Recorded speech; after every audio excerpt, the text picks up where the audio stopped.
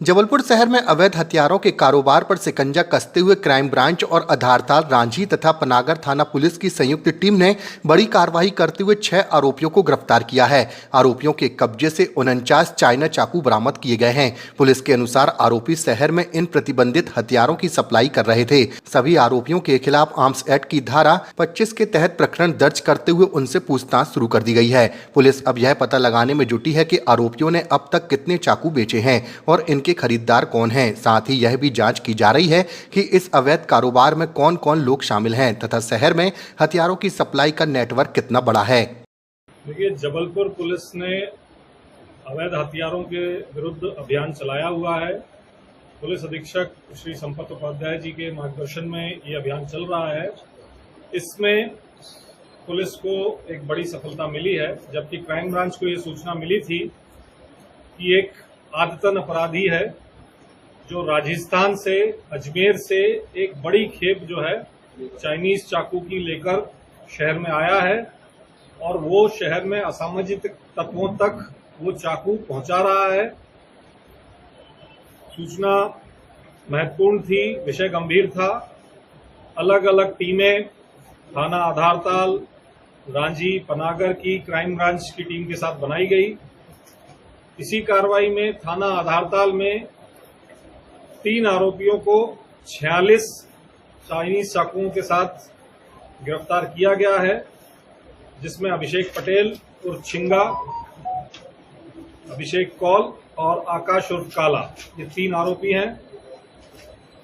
रांझी क्षेत्र में 2 आरोपियों से 2 चाइनीज चाकू बरामद हुए हैं और पनागर क्षेत्र में भी 1 आरोपी से 1 चाइनीज चाकू बरामद हुआ। ये सब जो चाकू हैं ये वही खेप है जो अभिषेक और छिंगा जो है अजमेर से लाया था। हमारे पास जो सूचना है, क्राइम ब्रांच के पास जो सूचना है, उसमें यह है कि वो 60 से ज्यादा चाकू वहां से लाया था और अभी भी कुछ चाकू उसके द्वारा जिनको दिए गए हैं उनसे बरामदगी के प्रयास चल रहे हैं।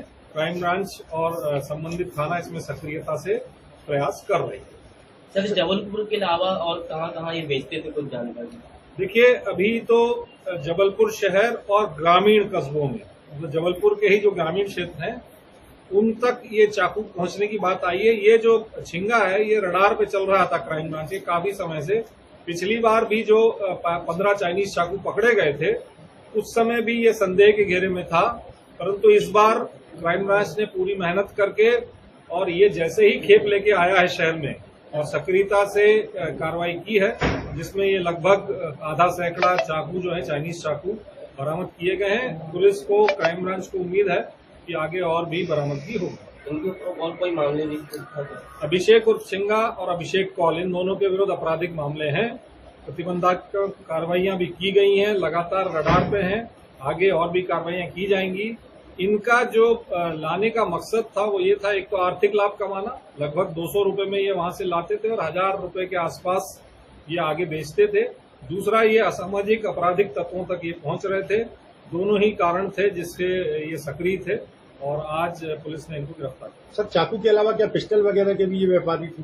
अभी तक जो जानकारी मिली है, जो अभिषेक और छिंगा है इसके विरुद्ध जो अपराध दर्ज हैं उसमें ज्यादातर मारपीट और आर्म्स एक्ट के अपराध दर्ज हैं, ज्यादातर चाकू से रिलेटेड हैं। और ये पहले भी जो खेप आई थी चाइनीज चाकू के, उसमें ये संदेह के घेरे में था, जैसा मैंने बताया।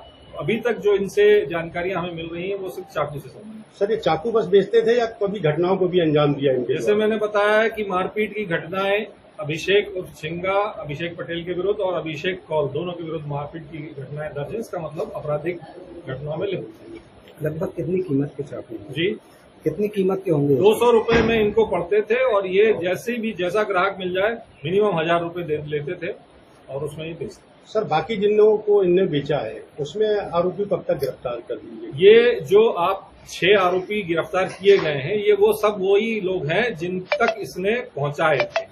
आगे भी जो गिरफ्तारियां होंगी ये वही लोग होंगे जिन तक इसने चाकू पहुंचाए थे, जिन्होंने इससे चाकू प्राप्त